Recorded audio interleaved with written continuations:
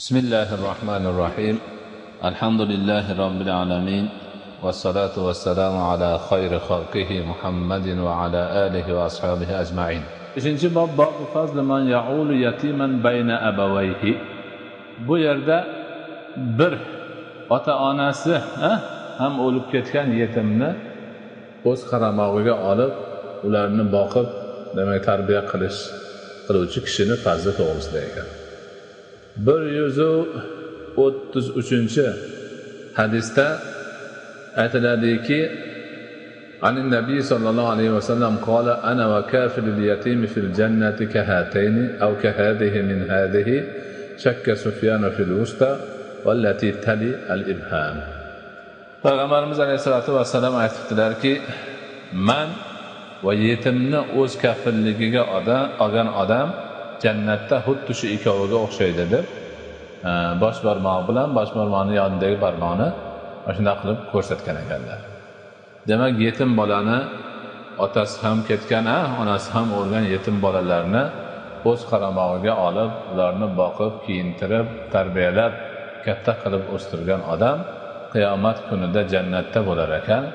Jannatda bo'lganda ham u jannatning eng oliy maqom joyida Payg'ambarimiz alayhisolatu vassalomning yonlarida birga turadigan sharafga ega bo'lar ekan.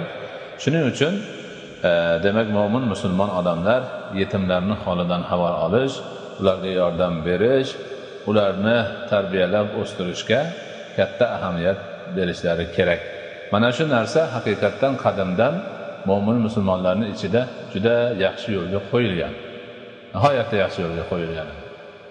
Yetimlarga vaqflar qilingan, yetimlarni tarbiyalangan, juda yaxshi bir, demak, ularni ehtimom bilan qaralgan, shunaqa katta va'da qilingan hadislar bor. Hozirgi kunda ham mo'min musulmonlar o'zini dinini yaxshi tutgan joylarda mana shu narsaga juda ahamiyat beriladi. Ayniqsa mana bu arab o'lkalarida xayriya jamiyatlari bor. O'zlaridagi yetimlarning hollari yaxshi bo'lganligidan boshqa o'lkalardagi yetimlarga yordam berishni juda yaxshilab yo'lga qo'yishadi. Misol uchun Bangladesh bo'lsin, Pokiston bo'lsin, boshqa davlatlar bo'lsin, hamkorlikda yetimlarni aniqlab, ularni suratlarini olib, hujjatlarini to'g'rilab, qaytib borib e'lon qilishadi. Mana bitta yetimni kim qaramog'iga olsa, 1 yillik sarfiyoti buncha bo'ladi. Mana yetimni surati, ismi, otasining ismi falon pistonlari. Shuni agar kim qilmoqchi bo'lsa bizga bog'lansin, biz buni yo'lga qo'yamiz va hokazo deb e'lon qilinadi. Shunda boy odamlar, imkoni bor odamlar, men 5 ta yetimni olaman, men 3 tani, men 10 tani, men 100 tani deb o'zlari kelib rag'bat bildirishadi. Keyin ali bolalardan tanlab uni demak o'ziga ko'rsatib, hujjatlardan bir nusxa beriladi. Undan keyin u odam o'zini imkoniyatiga qarab 1 yillik sarfini yo bir marta o'tkazib qo'yadi hali xayriya jamiyatni hisobiga, yoki 3 oyda bir yoki har oyda o'tkazib turaman deydi-da. Ana shu odam o'tkazgan mablag'ni haligi xayriya jamiyati olib borib yetimlarga demak yetkazadi. Oyiga bir ma'lum yegan ichgani pul berib tursa, yiliga 1 martami, 2-3 martami kiyim olib berishi mumkin. Maktab madrasaga boradigan chog'ida kiyimini yangilab, o'quv qurollarini olib beradi va hokazo narsalar bo'ladi. Ana shunaqa narsalar 89-90-yillarda bizga ham yo'lga qo'yilgan edi. Qarakam ayniqsa ko'p bu narsalar bilan shug'ullanganlar, minglab bolalar mana shunaqa imkonga ega bo'lishgan edi. Bu Toshkentda bo'lsin, Vodiyda bo'lsin, boshqa viloyatlarda bo'lsin. O'shundan biz biroz mana shunaqa narsalarni tushunib ham qolganmiz. 75-bab fazl man ya'ul yatiman bayna abawayhi. Uni aytdik, o'qib o'tdik. Ikkinchi hadisini o'tamiz ekan. 134-hadis. Anna yatiman kana yahduru ta'ama ibn Umar, fada'a bi ta'amin zata yawmin, fatalaba yatimahu falam yajidhu, فجاء بعدما فرغ ابن عمر فدعا له ابن عمر بطعام فلم يكن عندهم، فجاءه بسويق وعسل فقال دونك هذا، فوالله ما غبنت. يقول الحسن وابن عمر والله ما غبنا.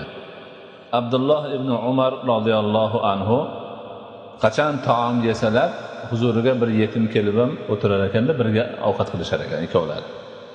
Bir kuni ibn Umar radhiyallohu anhu qani taomni keltiringlar degan ekan, olib kelishdi. Yetim bolani chaqiringlar dedilar. Yo'q, bola yo'q.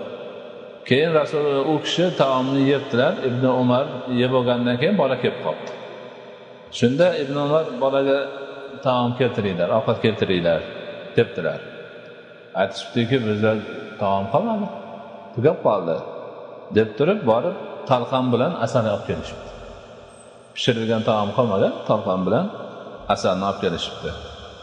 Shunda mana buni ol, Allohga qasamki, sen kamchilikka uchramading debdi. Shunda bu rivoyatni qilgan Hasan aytadilarki, albatta Ibn Umar yetimga shunchalik yaxshilik qilgan, kamchilikka uchragani yo'q. Hazrat Abdulloh ibn Umarning shunaqa katta fazillari bor edi. Sahobalarni demak o'sha vaqtdagi qilgan ishlari hozirgi kunda mo'jizaga o'xshab ko'rinadi. Ibn Umar hech qachon o'zlari ovqat yemaganlar. Yo yoniga yetim kelish kerak, yo miskin kelish kerak, yo faqir kelish kerak. Bo'lmasa yemasdilar. 135-chi demak hadis Sahl ibn Sa'd radhiyallohu anhudan birov eshitgan ekan. Nabiy sallallohu alayhi va sallam aytibdilarki, ana va kafilul yatimi fil jannati hakaza va qala bi isbi'ihi as-sababa wal wusta. Bu ma'nodagi hadis avval ham aytdi, o'tildi. Ko'rsatkich barmoq bilan o'rta barmoqni birgalashtirib turib, Rasul akram sallallohu alayhi va sallam men bilan yetimni kafila jannatda xuddi shundoqmiz deb ko'rsatgan ekanlar. Bu juda ulug' bir demak va'da hisoblanadi. Abu Bakr ibn Hafs aytibdilar 136-hadisda, inna Abdulloh kana la ya'kulu ta'aman illa wa ala khawanihi yatimun. Bu o'shaliga avvalgi gap. Abdulloh ibn Umar radhiyallohu anhu o'zlari bilan dasturxonning ustida yetim bo'lmasa birga taom yemasdilar. Shu yetimni to'yg'izib, o'shini savobini olish ma'nosidagi orzu umidlari bor edi. U kishini shuning uchun shunday qilar edilar.